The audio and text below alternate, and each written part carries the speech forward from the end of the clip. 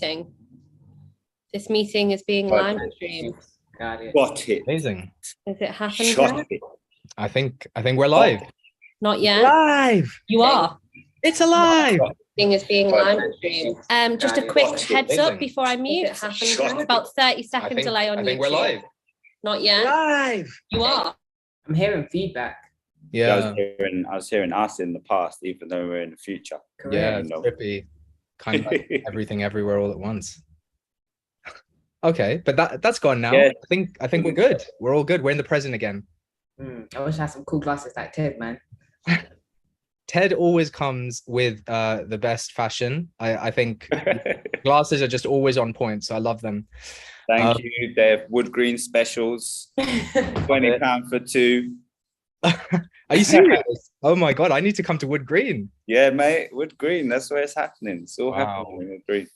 Wow. Okay, well, let me greet everyone who is joining us. We can't actually see you, but hopefully you can see all of us.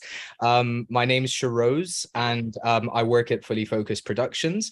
So I'm hoping that everyone is here because you are here to hear from our amazing two directors. So if you have not seen the show PRU, please do make sure that after this, make sure you watch this and stay tuned for this. But after this, you go to iPlayer and check us out. All of the first series is up on iPlayer. So do make sure you do that. And I think I'm just going to introduce you guys and get straight into it. So without further ado, I want to start by introducing the amazing Teddy Nygh. So Teddy is the one of the founders of Fully Focused Productions, award-winning filmmaker. For over a decade, he's been making cutting-edge content, empowering young people, training them, and making films such as Nadia, such as 18, such as Drawn Out. Go on the MYM channel and you'll find some of the best content that you'll see. It's all directed by this guy. Teddy directed all 4 episodes of PRU, the entire first series. That is so rare. Please give a virtual round of applause for Teddy Nygh, everybody. Hey, thank you, Sharon. Woo, woo, woo. Shout out everyone who's listening, who's watching on MYM. MYM, gang, gang, gang, gang, gang. Amazing. And with Teddy, Oh we yeah, have... MYM. See, we're never far away. Love it. Always repping. With Teddy, we have Tayo Odesanya, who was the director's assistant on PRU and also the second unit director. So excited to have them too.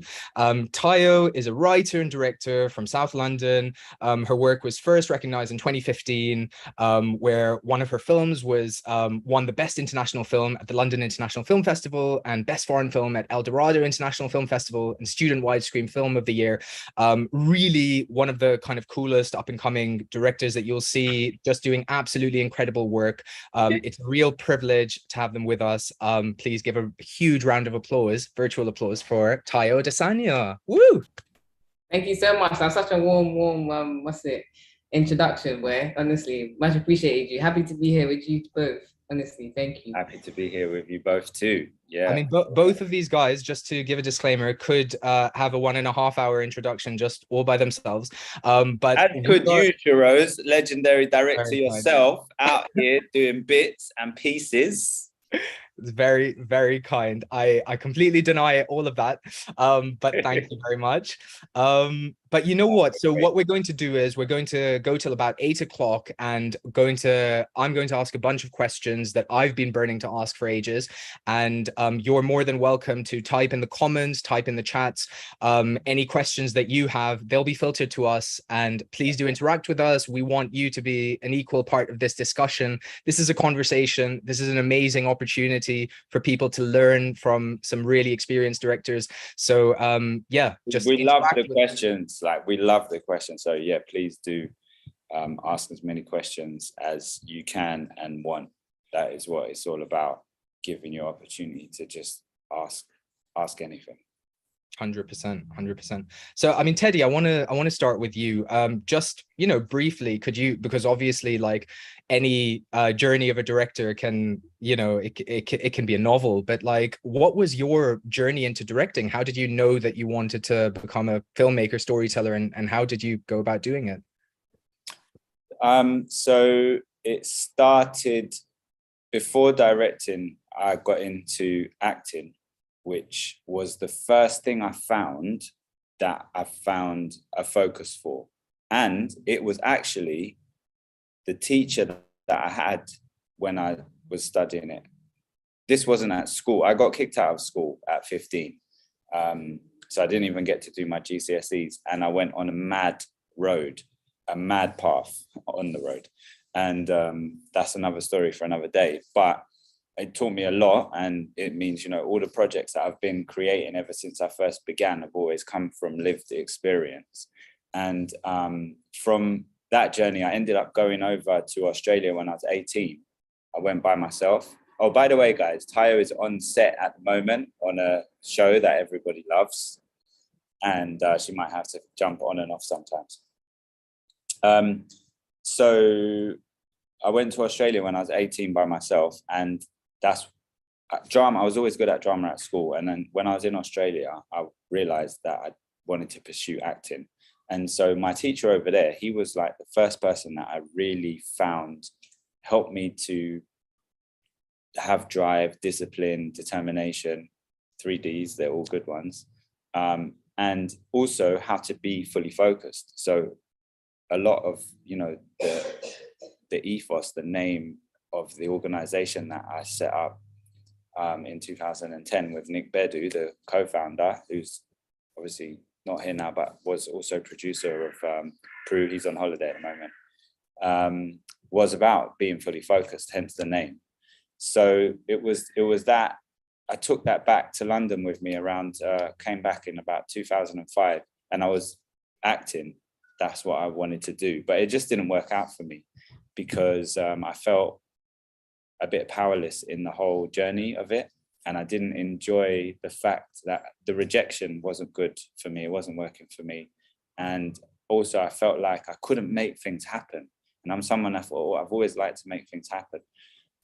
So I got inspired by my friend bought a DVD to my house, Ajakum, shout out Aji, called Lord of the Mics. And we watched it and we was blown away by the talent. This must have been 2004, something like that. But I grew up in North London. And so I was thinking, this is amazing, but there's a lot of talent in North that's not represented here. We should just do something. And my friend was like, yeah, definitely we should. And so I borrowed a camera from my friend on the estate. And I just started shouting people that I knew and saying, look, I want to make this thing, just kind of representing North and the talent that we've got in North, da, da, da, da. And then the journey started, and loads of people I grew up with were in the game. So that was easy to connect with loads of people. And then the camera and all the footage got stolen. So I had to, make a decision. But my thing is, I never give up, never, ever, ever, ever, ever, ever, ever, ever, ever. That's why I'm still here today doing what I'm doing now. So I didn't think about giving up. I just said, what does this mean? Because I believe in messages. You know, there's messages in everything every day, I feel, and often they're messages telling you you're on the right path, keep going, you know, or messages that this is right for you, or messages that, you know, maybe this is wrong for you. But I wasn't taking negative messages from that. I was taking, what does this mean? What should I do next? And what I realized was, what I was making, I didn't really know what I was doing for a start, because I'd never shot anything, I'd never edited anything. All I knew was what I'd learned from acting, which was about capturing things in the moment and being in the moment. And then my training was all about that. Don't think, just do. And so my whole thing when I was shooting stuff, it was only a camcorder. Do you know what I mean? This is camcorder days. It wasn't anything fancy. There was no separate microphones. It was all tapes back then. But it was about, because I knew them, I knew they were going to be comfortable with me. So just about capturing real moments, authenticity, same stuff that we're doing today, you know, 18 years later, and telling a real story. But the first round of footage that I captured wasn't really on that level. It was a bit too much just hype talk, just everyone hyping, and it wasn't really anything that positive. So I think what I realized is, this is a message telling me that not to give up, but telling me to start again. And this time, think about what I'm putting out into the atmosphere, because in 100 years' time, people can go back and look up your work, and it has to be something that you're proud of. And what you put out there has an impact, right? So if I'm putting negativity out there, that could lead to more negativity. That's not good. I would much rather put something positive and powerful and empowering and impactful out there, and something that feels like it could be a legacy, like I can go back to it years and years later and still be proud of it and feel like it's having some kind of positive effect out in the world.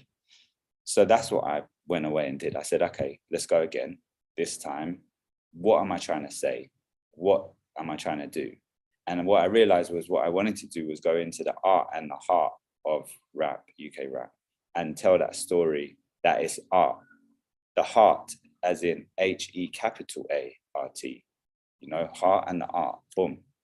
And so that was that was the journey. And it was a mad journey, because I still didn't really know what I was doing, but I was capturing a lot of footage. So long story short, because this is the full story, the short story is that on that journey, I had to learn how to edit, which a friend of a friend introduced me to somebody who is out in the business today, producing some huge projects. Darren, shout out Darren McLeod for giving me those early tips on Final Cut Pro, and then introducing me to the editor that I've done most of my work with ever since, which is Ollie Parker. Oliver. No way. Oh, you've been collaborating for that long? Since Clash of the Tight Ones. So this doc, this first piece of work that I ever made, it was called Clash of the Tight Ones, where opinions clash and the rhymes are tight.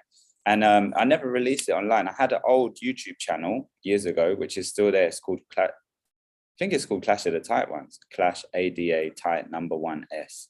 Clash of the Tight Ones, the name of the film. And there's my early work is all on there. And there's a trailer of Clash of the Tight Ones on there. But the film itself, the whole journey with that was about turning it into a DVD, getting it into HMV, getting it into film festivals, getting it into newspapers, getting press.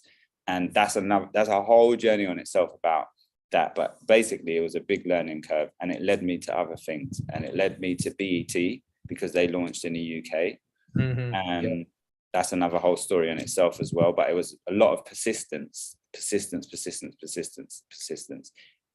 You know, like if you email people and they don't get back to you, the best thing to do is just keep emailing them every once in a while and just letting them know what you're up to. And that's what I was doing. I was just emailing every once in a while saying, this is what's happening, this is what I'm doing now, this is what's going on. And always talking about what else has happened with Clash of the Tight Ones. And I was emailing one of the head vice presidents, I think, of BET, because that's who I met at this event. But I just persisted, and eventually, again, long story short, they asked me to do some work for BET. Initially, it was going to be unpaid, and in return, Clash of the Tight Ones could be on BET. But obviously, you need money to make content, so we had to hustle a little bit and make sure that we got a budget, which we did. And I shot it was the first UK cypher, and it was the first time that a UK artist had ever been awarded a BET award. And so that cypher was with Giggs, Gets, Chip, and Skepta. And we shot it on a rooftop in Paddington from someone I knew. It was all like and I pulled in people, and that's just how it is. You just trying to get things done and getting support from, you know, another person that supported me a lot back in the day, Mary. She helped with this contract, this massive contract they sent. I didn't know about these things then. It must have been about 60 pages, because BET is owned by Viacom. So it's like all this stuff you're just learning as you go along. But the main thing is it got me the TV credit, which actually didn't do anything for me at the time. And I couldn't get into TV. No one was interested in the work I was doing. So this is why I ended up going off and building my own thing, especially because I realized how hard it was to get into the industry. And no one was talking about diversity then, but I'm working with everyone I've grown up with. So naturally, I'm from a diverse city. So diversity is going to be us together, working together. That is what it is.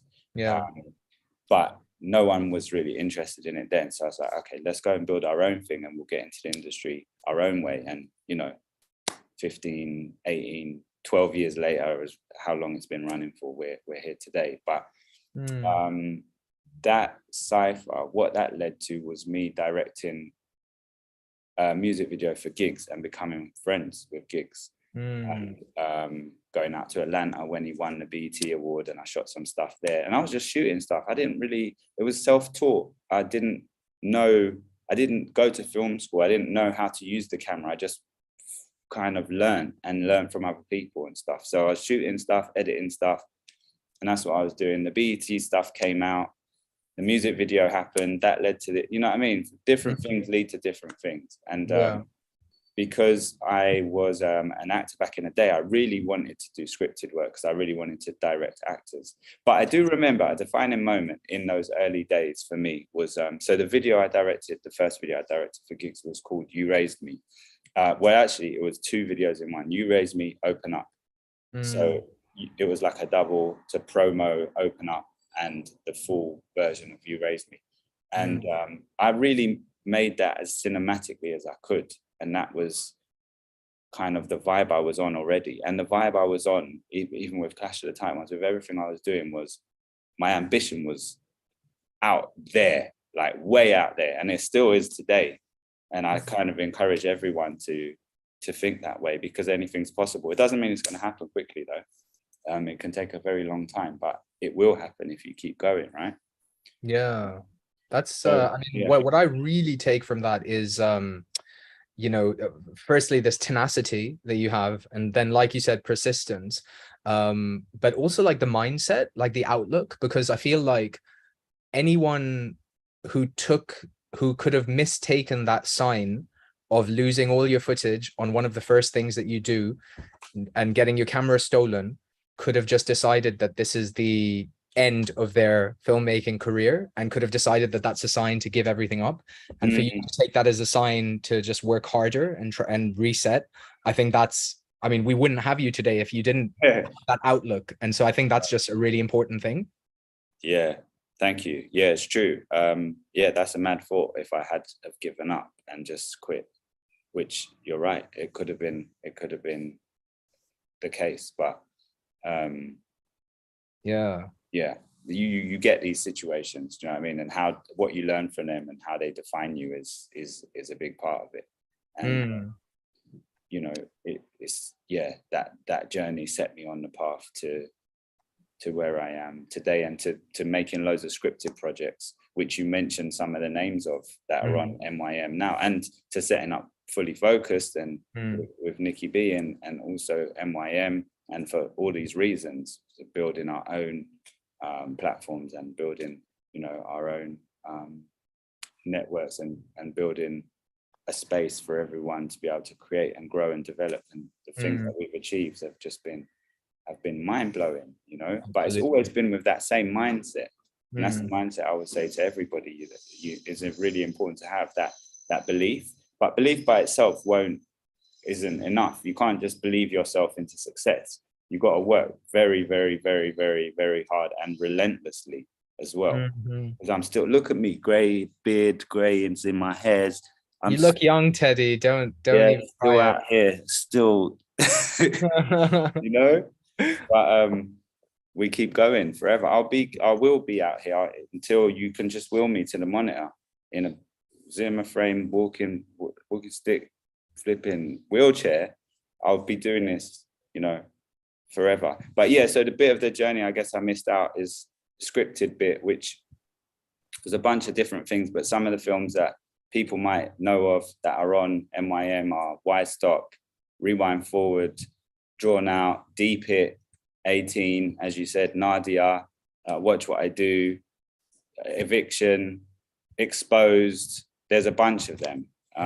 And between them, you're talking about over 40 million organic views. So I guess I learned what people like. But what a lot of people don't realize is all of those films have been commissioned by organizations that want to get a specific message out there. So they're very restrictive. It's not just like, go and create a film about whatever you want. So we've had to work within all these restrictions to still try and create something that people will relate to and vibe with and want to engage with.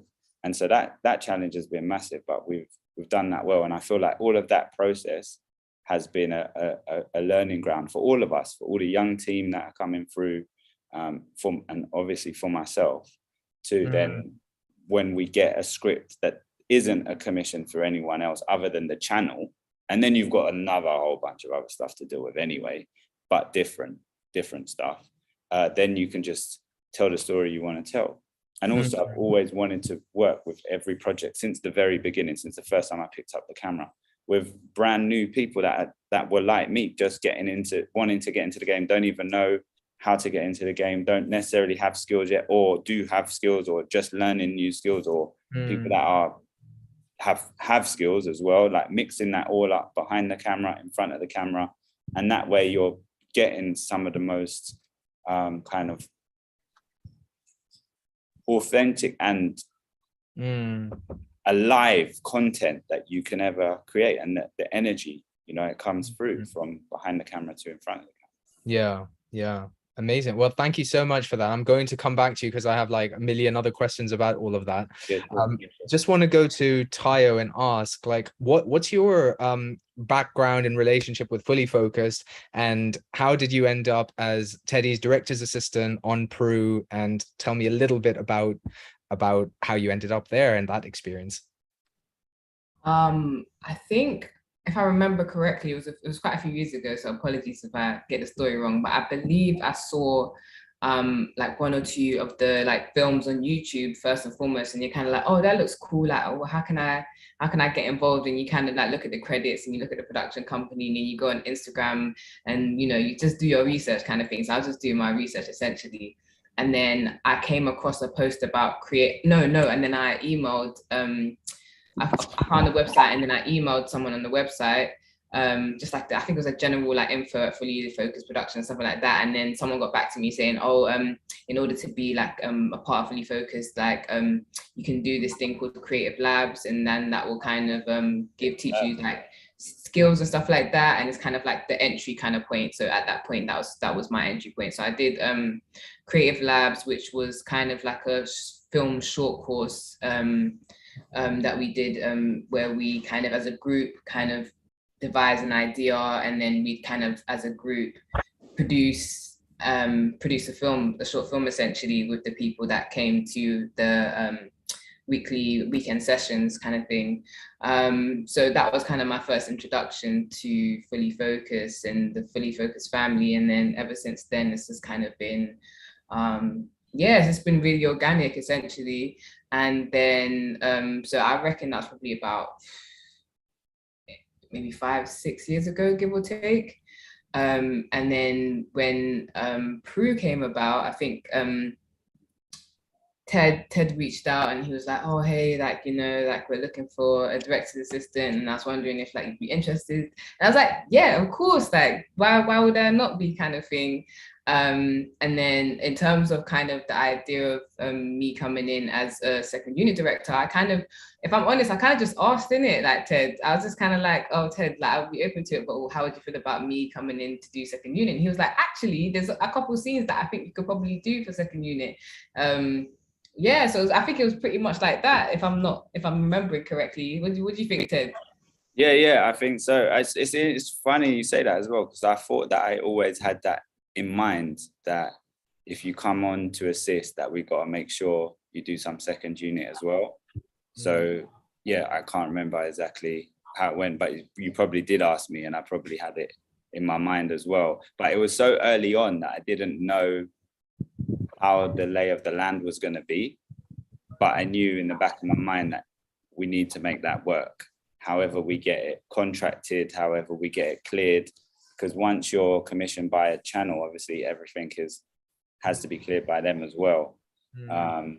But yeah, it's definitely something I had in my mind from the get-go of, you need to get that mutual benefit. Obviously you're going to learn being a director's assistant, because you're going to learn from that director as much as possible, but also getting that TV credit is very important. So for me, that was a big one to make sure that that happened. And obviously, and there was a scene from very early on that I thought of you for, which I knew I wanted a different director to do. So I think I might have mentioned that early on, which was the music video scene. And so that was something in my mind, and obviously you smashed that.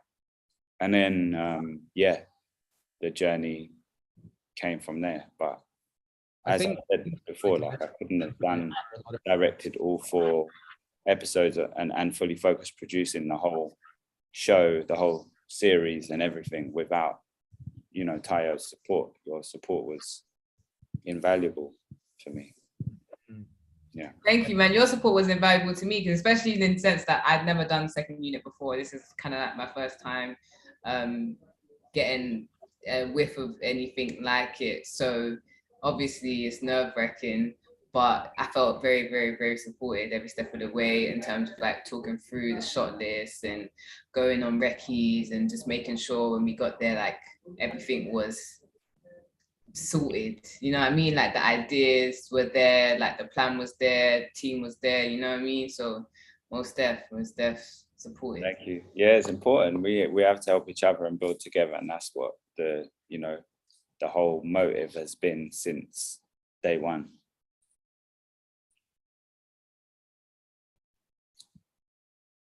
Shiroz might be frozen, you know. I'm literally about to say the same thing. I think Shiroz. I was thinking there's no way he's that still for that long. So I was like, yeah, he looks really like, he's enjoying the moment, smiling, but like, is he feeling it? Is he really deep in it that much? Deep It Part 2, guys, starring Shiroz. Oh, it's crazy. It's crazy. Well, I feel like I can maybe ask you some questions in the time that Shiroz ain't, you know, well, yeah. Let's do it, man. Over there. So in terms of kind of like your process between kind of the inception of the pilot versus, you know, actually creating PRU, what was that process like? Yeah, so for everyone watching who doesn't know, the way that PRU started was by us getting commissioned to create a pilot. At first, it was going to be a 10-minute thing, actually, for a section of iPlayer called BBC Threesomes, which is obviously a BBC Three thing. And then they really liked the script that that the writers that we worked with wrote, and we worked on with them. And then they said, we want to commission it as a BBC slice, which is how People Just Do Nothing started, which was with a 20 something minute pilot, 25-minute, whatever. So yeah, Shiroz is back in the building. Welcome back, sir. Welcome back. Welcome back. It's not a Zoom without a little bit of tech issues, is it? No, obviously. We just started talking about how like PRU came about, from how it went from the pilot to the series, and I was just explaining that the pilot came first, right? And how that worked. So yeah, anyway, they commissioned the pilot, which then meant the script had to be expanded to much longer. So there was a whole bunch of work that went into that. But straight away with the pilot, making a show in a PRU is something that I thought about many times over the years, because I've worked in PRUs, because being kicked out of school myself when I was 15, I wanted to reach other young people and say, look, it doesn't matter if you get kicked out, you can still make a lot of progress in your life and you can still achieve anything you want to achieve. So one of the things I found from working in all different PRUs all over London was a lot of them are places of hope. And so the main thing is I didn't want to create a show that felt oppressive. Even as a comedy, it could still be a, you know, oppressive, dark setting, gray and cold. I didn't want it to be that. I wanted it to have a vibrancy. And I'm not talking about primary color, like CBB vibrancy, but it needed to have a vibrancy that gave us that feeling of hope and that feeling of the teachers care, and they've created an environment that they want young people to thrive in, their pupils, their students to thrive in. And also to make sure that the characters that we meet, you can see their potential. Like obviously a lot of shit goes down in a PRU, and there's a lot of stuff going on in the background as well for everyone that attends there. But it is a comedy, which is good because comedy is one of the best ways to tackle serious issues. Obviously, I direct a lot of drama, so this was the first like comedy series that I've directed. I've always tried to have funny moments in the dramas, but this was full comedy. So it also gave that license to create something. So we wanted to create our own identity and our own world, and that was right from the beginning in the pilot. So the idea was creating a color palette, you know, that could be, when you see that color, those colors, you think of PRU. And so the inspiration for the colors was kind of like a 70s palette of muted, neutral tones, kind of like this brick wall behind me, these kind of colors throughout the show, mustards, browns, you know, off blues, off greens, stuff like that. And then the fashion with a bit of a 90s feel to it, and the music today, contemporary, and then same with the furniture, that kind of 70s, 80s vibe as well. And so keeping that identity that we created for the pilot, that we worked together, you know, myself and the DOP, Brandy Mendy, and art director, Alex Jones-Nash, and all of the team, it was now about how do we scale that up for the series, going from the pilot to the series. Obviously, there's a whole journey with that as well. Once you get the pilot, then the series still needs to be commissioned. And that's another story in itself, I suppose. But yeah, the identity was important. And I think what we did from the pilot to the series with it was, we just toned it and tweaked it, toned it down a little bit, tweaked it a little bit, just always making sure that we still kept authenticity. So it still felt relatable and real, but in a slightly heightened PRU world of its own. So Teddy, could you unpack that slightly? Because I know there might be a lot of people from our viewers who are interested in directing or who are interested in the other departments. And so just to kind of think about how to execute that vision that you have for the look, for the feel, for the colors, what are the conversations you're having with which departments, and what comes first? Are you first talking to the art department? Is it first a conversation with your cinematographer, Bani? Can you talk us through that process of actually executing the look, the vibe, the feel of the show? Because like you said, it is really unique. It's kind of unlike anything else out there. Oh, nice. Thank you. That is something we wanted to try and achieve, was to create something that felt like it had its own unique identity. So that's good to hear. Thanks, man. Yeah, so it starts with you usually. I mean, it depends as well on the show, because you have showrunners and writers that are the creators and stuff like that, and they might have a very specific look and feel that they want to go for. In this case, it was more collaborative, and they had very specifics about story and narrative, and were more open for me to lead on look and feel ideas, which is how I've always worked on all the projects so far. I've always come in with look and feel ideas and worked with the writers from the very, very beginning of the concept of the idea all the way through scripted stage. That's how I really like to work, and I just find that it's a good process, because you're able to really help to be part of that journey and add your input. So at the beginning, the idea was to just start putting together some references. The thing is, because we're a bit blind, like I don't know who's listening or watching on the live, so I don't know like whether going into this there's enough people watching that I really want to know, or if this is boring to them and they want to know something else. That's the only thing. So I don't know how much time to spend on it based on who's watching. I guess only Amara could maybe message in the chat and tell us like what people are thinking and feeling.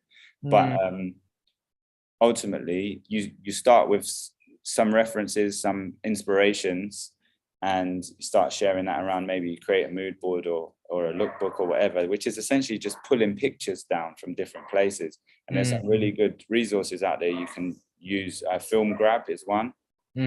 Yeah. Because that's like an A to Z of films, like so many films that have been made, not all obviously, but loads and hundreds of films. And they just have still images from each film. So if you have a film in your mind, they don't have so much TV shows on there, but you can find that on Google anyway, Google image.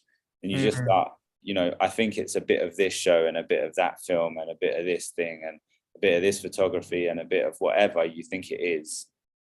And you pull that down. And then, yeah, it starts with you and the DOP just talking through stuff and slowly starting to create that identity and deciding how you're going to do it and what lenses you're going to use and what camera you're going to use to do it, and what location you're going to use is going to be really important. You know, a lot of people, maybe depending on what level you're at or what role you play, might not realize how important art direction is, because you can have any lens and any camera, but if you're not pointing it at stuff that has a beautiful look or the look that you'll want to create, then it's just not going to look good. You know Well, so Teddy, you've made so many things that have been commissioned by, you know, different organizations and groups. So you've obviously worked to a brief before and, you know, brought your own signature, made it your own, and also still made it kind of hard hitting.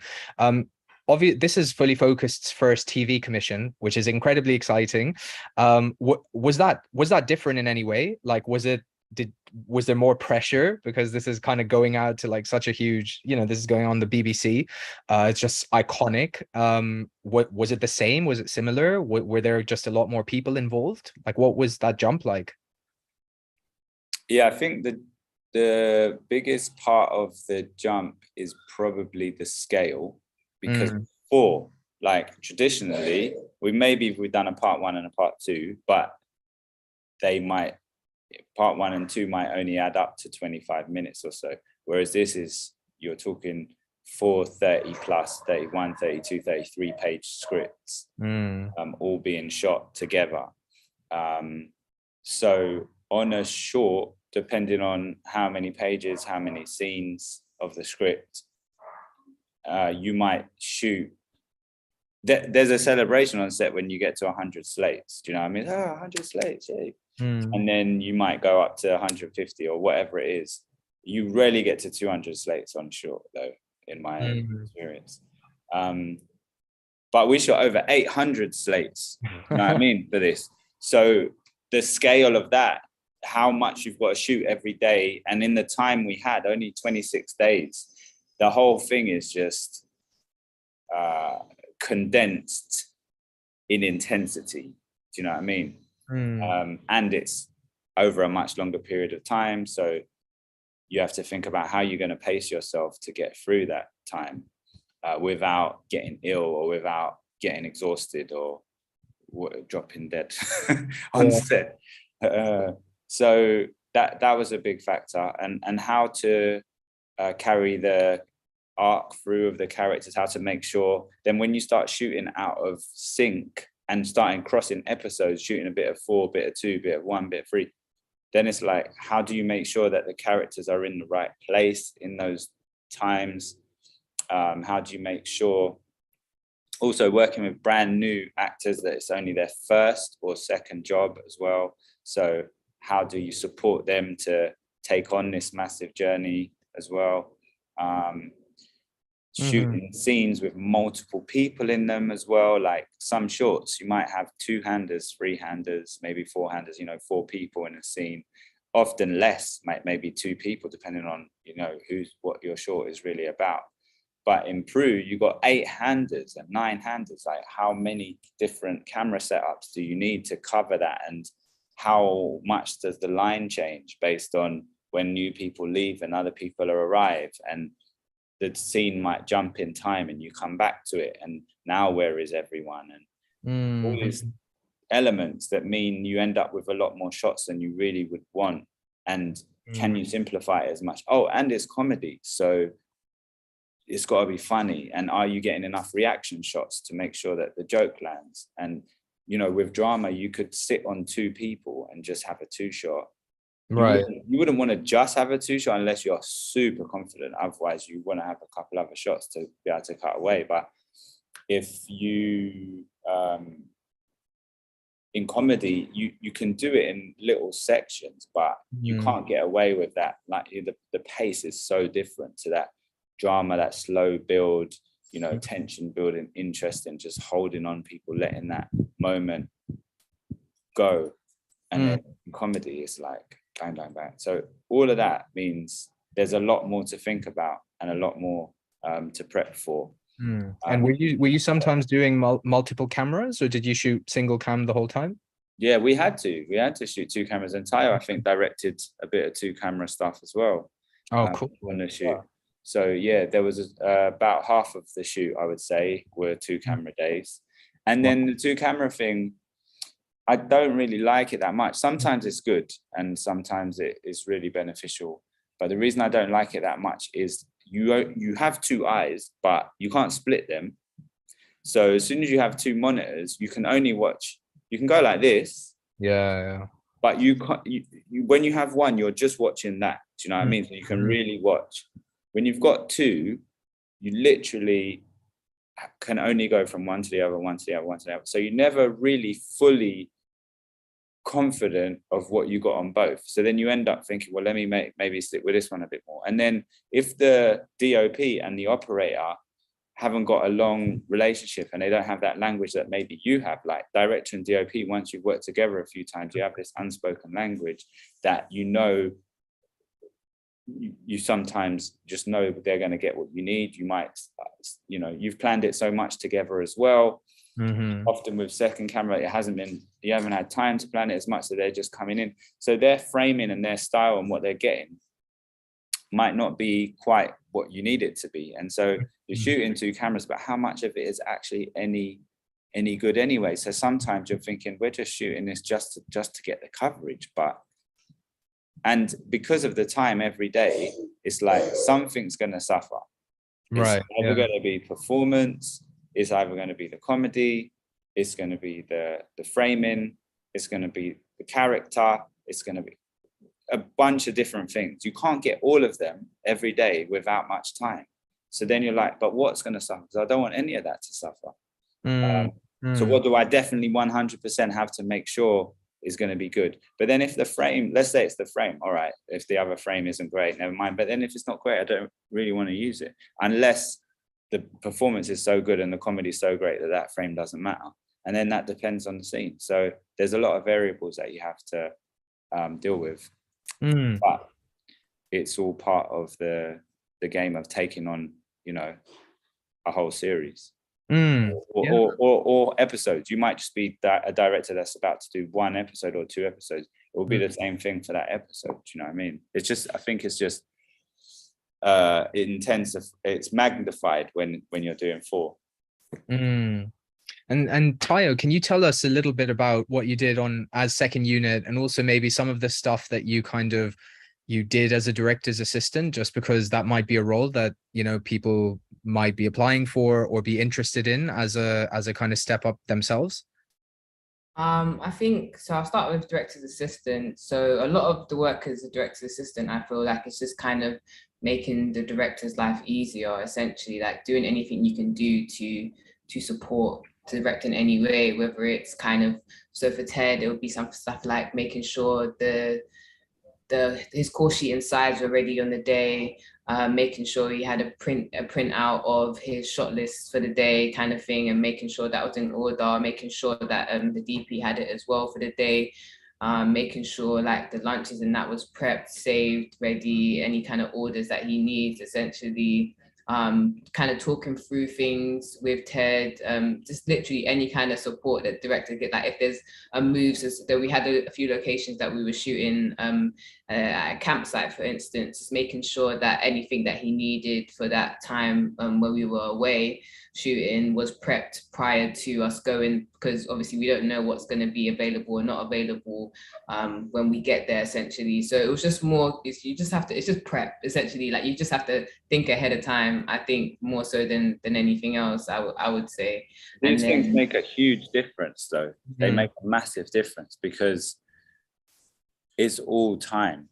And on this project was the first time I had my own room, which was a game changer, to have a space where I could go to have lunch or dinner. It sounds mad, like how come I haven't had that on all these other shoots? But it's because on all the other shoots, we're always wherever we are, and that space is just limited for maybe one day, and then we're on to another space. But because of this show, we've got our base, which is the PRU, which is the hospital that we shot in, which we turned into the PRU. You've got a base, so every day you're going to that base. But so being in that room means now you can actually take a bit of time to prepare and do certain things. So the smaller details and the smaller things that Tayo helped with are massive in the scale of things, because on other shoots, let's say you've got the catering and there's a lot of people queuing up. Sometimes I would queue up and you think, oh yeah, of course, why not? Why wouldn't you queue up? Well, you've lost a massive 20 minutes of your time doing that, when really you should be sitting down somewhere thinking about what the next shot is. Those little things are not important anymore. Now what's important is making sure you eat and getting it done. And then just even having enough food left over again, so that when the shoot wraps at whatever time of night, you don't have to think about food because you've still got enough food from lunch. You just eat that, and then you know you can just go back to the accommodation, plan for the next day and rest. But all these little small things that haven't been there before have meant you're worrying about all this other little extra stuff as well, which all takes out valuable time. So and it's all part of prep. It's part of prep. How do you prep to win when you're, up against one set? So I mean, you just talking about prep, right? Considering let's say you've got like a 6-week shoot or an 8-week shoot. Or hold on, I'm sure, sorry, but I don't think, Tayo, you didn't get to speak about the second unit stuff. Oh yeah, no, sorry. The assisting stuff, isn't it? Yes. So what was the second question about second unit, sorry? It's just talking about your experience and what you did, and also just explaining what second unit means to people who have no idea what second unit is on a film or show. Okay, so I'll do the last question first. So I guess for me, my understanding of second unit is kind of like is a smaller unit of the crew that would normally consist of something like maybe one sound person, a DOP, and then like a second unit director that would go and kind of take smaller portions of the of bits of the project. For instance, in this case, it was PRU, getting things like GVs or general views, cutaways, essentially, any kind of smaller scenes that aren't basically able to be shot in this scheduled shooting period kind of thing, more so than anything else. So that was kind of like what I was doing. So did a lot of GVs. I was able to kind of like shoot a scene or two as well. There was one time, so when we had a 2-camera day, there was one time when like Ted was shooting downstairs and then like I was on the roof kind of thing. So it's kind of like being able to efficiently split the time, essentially. I think that's what mainly second unit is for, to optimize the time that is provided during the shoot to be able to get everything that's needed, kind of thing. Because like Ted said, like it might feel like these smaller things don't matter, but when you get to the edit and you don't have enough things, say cutaways for transitions and stuff like that, it makes quite a big distance and difference in the flow of what you're watching, kind of thing. Yeah. Yeah, it's really interesting. I mean, and these days with like huge Marvel films and huge action films, big budget stuff, sometimes there's just loads and loads of units happening at the same time. And you watch one of these films and think like, oh, how did they have time to like shoot all of that? And it's because like it's 5 units shooting at the same time, like different things. So it's really fascinating. But Teddy, you spoke about Okay. coming from a background in drama, right? Like that's kind of a lot of what you did, and now kind of shifting to comedy. Like the one of the most important things in comedy is timing, isn't it? And so can you talk us through like your post-production process? Because like I'm assuming that the edit was a huge part of the timing. And what did that look like? Like were you screening it for friends and family and getting their views, or did you have like industry professionals, or were you just locked in a room with the editor for like months and then kind of came up with a final product? Like what was that process like? Do you know what? The edit was mad. It was mad. It was mad. And we need a whole session to talk about it. But I'm aware that there's probably people in the session, in the live, that have maybe posed some questions, maybe to Tayo, maybe to me. And it would be good for us to engage with them and answer some questions as well, especially because of time. But yeah, you're right. The timing is very important. And in the edit, it was very important. And in the edit, we were cutting them down from like what we thought was originally going to be 28 minutes, 30, from 32, 33-minute cuts, all the way down to kind of 23 minutes. So we were chopping out scenes upon scenes to get them feeling kind of snappy. And yeah, it was a very interesting learning curve. The main editor that was meant to be on it had to come off it. We ended up with 4 different editors in the end when we was meant to only have one. Yeah, there was chaos. Sometimes there was 2 edits going at once, and I was going upstairs to suite to one, downstairs to the other. And then sometimes there was notes coming through, like 100 notes sometimes from 5 different people. So there was a lot to juggle in the edit, a lot to juggle. And then when you are filtering everyone's feedback, you also have to come back to yourself and say, and what do I think as well? You know, so it's a lot to manage, but ultimately, you've always got to come back to, is it funny? Is it real? Is it good? You know? Yeah, 100%. And also shout out to you, Shiroz, because people don't realize that you've done a lot of the things that we're talking about. You've directed some amazing pieces of work, drama, scripted, and assisted yourself on like some huge productions too. So it's important people know that you're not just here asking us questions. You're coming from a place of experience. I didn't expect that, Teddy. I'm blushing. What are you doing? This ain't about me. People don't realize, you know, we do these lives and we do whatever we do, but there's a lot of experience here in this room with Tayo as well. She's a G. All of us, we've got, you know, something to offer. So hopefully it will be of help to people. But that's why I wanted to give people some time and see if there's any questions that we can answer. And then later on, if this stays on MYM for a little while, if people still want to ask anything in the comments, we'll be happy to get back to everyone. Also, shout out Amara as well, who's running this Zoom and manages the MYM channel as well. Amazing. And shout out Azara, who's helping out as well. Oh, hey, yes, Azara. Thank you. Yeah. Okay. So let's go to a few questions. We've actually covered a bunch of them in our chat already. But Thin Petal 101 is asking, for Teddy, do you think that the journey from acting to directing has helped you better your tools for directing and working with actors? I think it has guts to try and move on to things that work for you. Thank you. 100%. I had to move on. I had to leave behind what wasn't healthy for me, and acting wasn't. It was making me feel. My self-esteem was low. I felt powerless, everything. So making that shift was really important, but it wasn't easy at the time.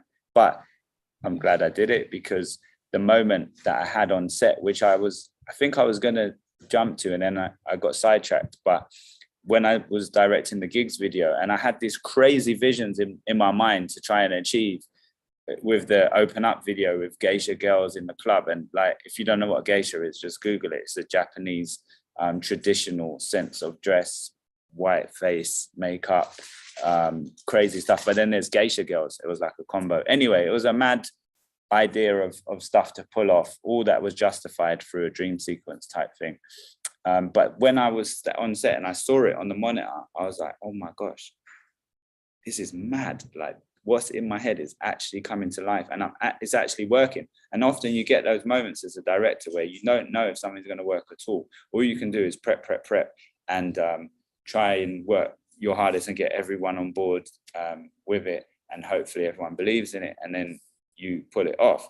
But I say all that to say, to answer your question, which is, yes, it does help, because it's all part of that journey. And going from the acting into the directing is a big part of my journey, because all I've ever wanted to do is work with actors, because I know what it's like to be one. And I know that when I was an actor, I wanted to be pushed, and I wanted to get my teeth into stuff, and I wanted to go above and beyond the boundaries, and to have that trust with actors and go, right, do you give me permission to go in? Like, we're going to go in on this one. It's going to be hard. It's going to be a mad ride, but we're going to create some amazing work. Are you up for it? Yes. All right, let's go.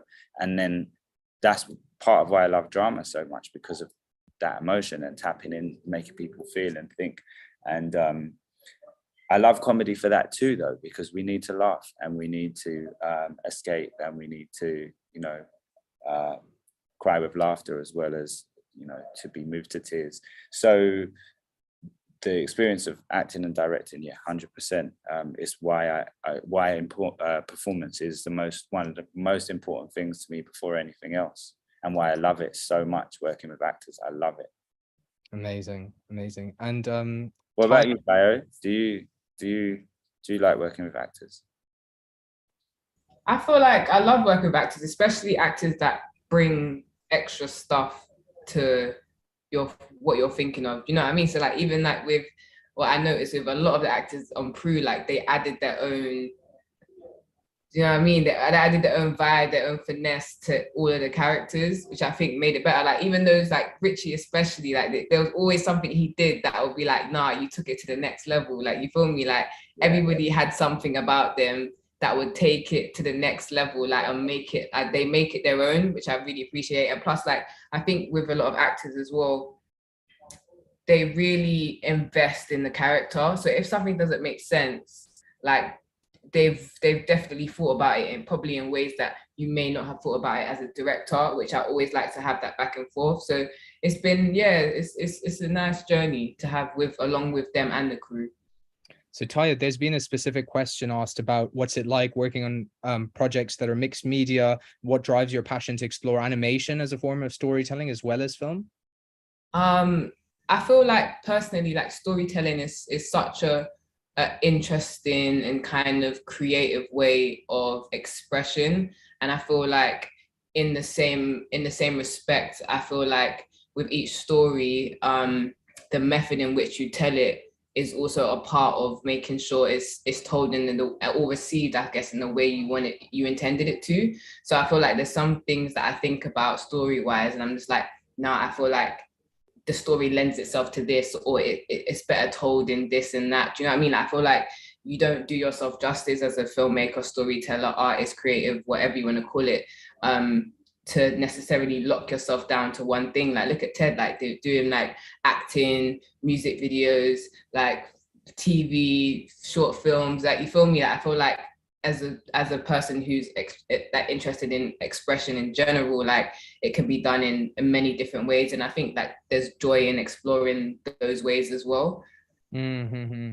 Amazing. We've got a question about gender diversity. How important was gender diversity in the program, and was there ever a consideration to have non-binary characters?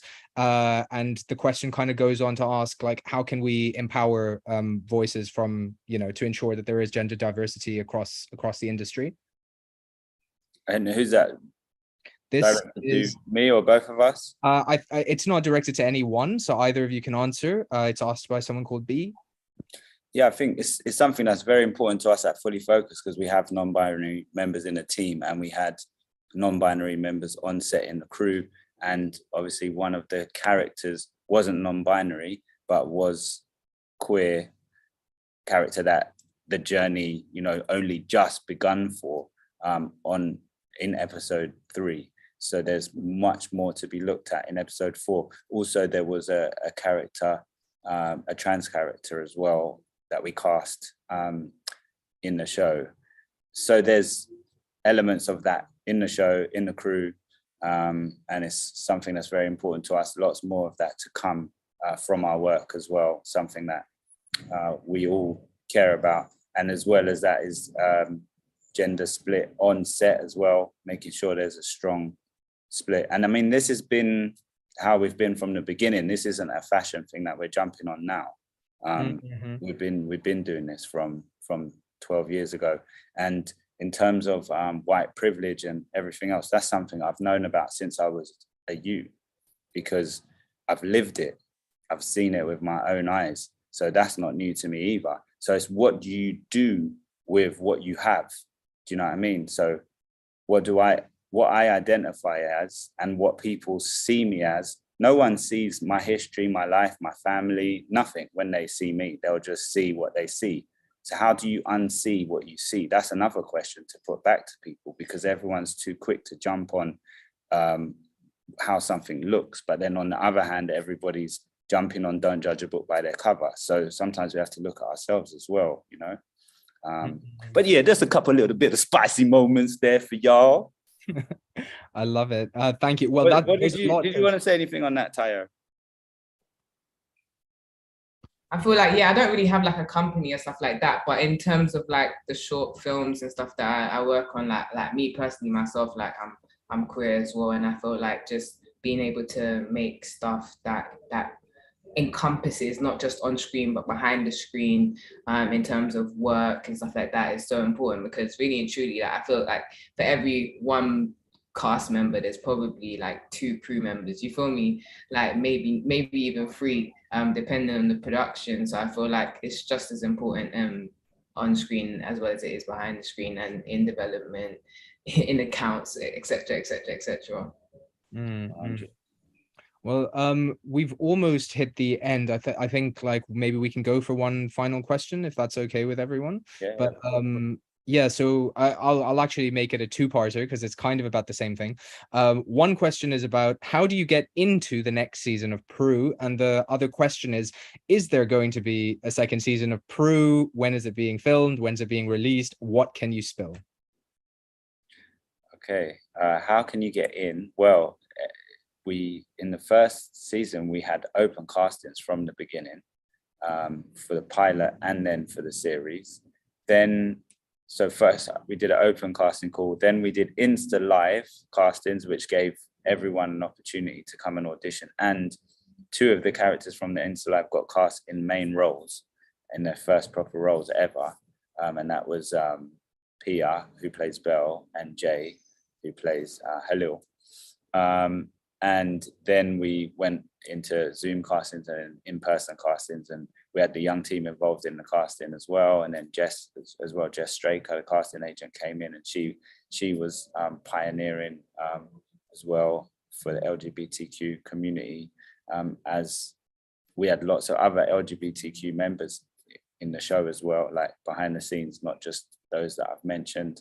So all of those elements for us were important in the casting process, and that's how we casted it that time. So next time we will cast similar. It will be open again, I'm sure. Obviously there's a lot more roles cast this time, but there'll be new roles written and there'll be new opportunities to get involved. So yeah, that is something to look out for. Is there season 2? We don't know yet. Well, then people need to go out on iPlayer and watch it and share it with everyone they know, and make sure that everyone is talking about it on Twitter, on TikTok, on Instagram. You know, you guys need to ask for it. Ask for a season 2. We'll definitely. I mean, look, iPlayer is not as, easily accessible as something like YouTube, or maybe even Netflix, for how many people use, Netflix and YouTube. And so we created some noise on TikTok with it, and across our MYM TikTok account, I think the clips, there's over 9 million views on different clips from Peru. So it shows that the audience that we made PRU for appreciates it and wants more of it, but everyone does need to just go over to iPlayer. Do you know what I mean? That's the thing. Whoever's been over there already and watched it, thank you. Do you know what I mean? But we got to get it far and wide. And I think because BBC Three coming back to terrestrial was quite new, when it dropped on there, loads of people wouldn't have seen it. So loads of people wouldn't have necessarily even known to go to iPlayer. And because they're not in iPlayer constantly anyway, it doesn't mean they're necessarily going to see it. So we had to do a lot of work, you know what I mean? And if people want to see more shows like this, then all they need to do is go and watch it and tell other people to watch it and support it properly. But people like to support things once everyone else is supporting them. That's the way it works. So we just have to keep making noise with it however we can, so that you feel that you're missing out if you haven't seen it. Because no one wants to support a show that everyone's asking them to go and support. Do you know what I mean? So catch 22. But if you want a season 2, you got to catch the 22. Do you come up with these on the fly, Teddy, or do you have them written down in advance? Because you're full of them and it's amazing. But bro, I don't know, man. Yeah, they just come out. They just come out from anywhere, nowhere. As do the dad jokes as well. I've got loads of them. I'm here all night. Amazing. I mean, well, look, this has been such an incredible discussion. I can't thank you guys enough. Like I said before, PRU is available on iPlayer. Don't just watch it. Make sure you do watch it on iPlayer, but do make sure that you're chatting about it, that you're talking about it, that you're sharing it with friends and family as well. And so I'm going to let you guys go. Do you have any final words that you want to say before we end the night? Because I think we've ended on an amazing note. So yeah. Look out for Tayo Odesanya projects coming soon. Director extraordinaire. Look out for Shiro's Khan projects coming soon. Director extraordinaire.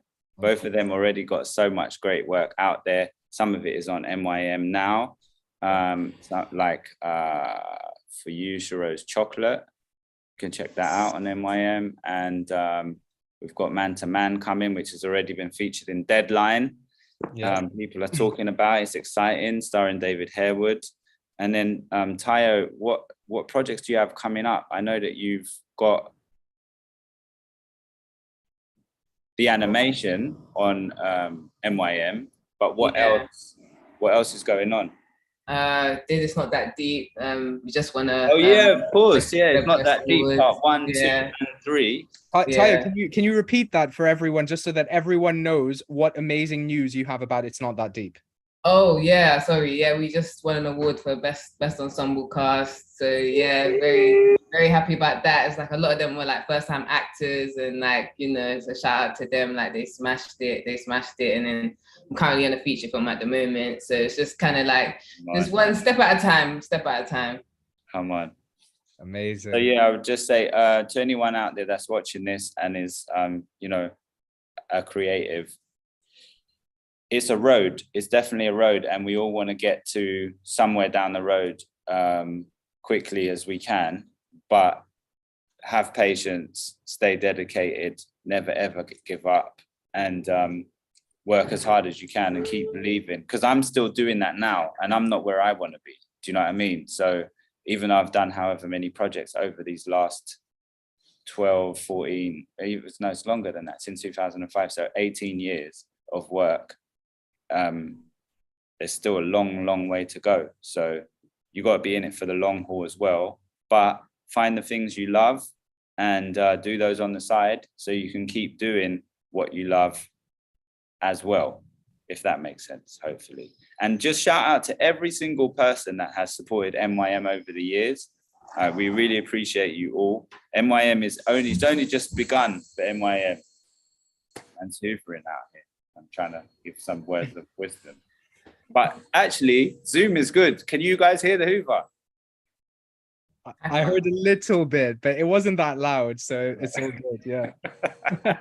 Anyway, what I'm saying is, MYM gang, we love you. It's only the beginning. There's going to be so much greatness coming, and just keep supporting the cause, and we'll keep supporting you guys too, because that's why we exist. And I'm excited for the future.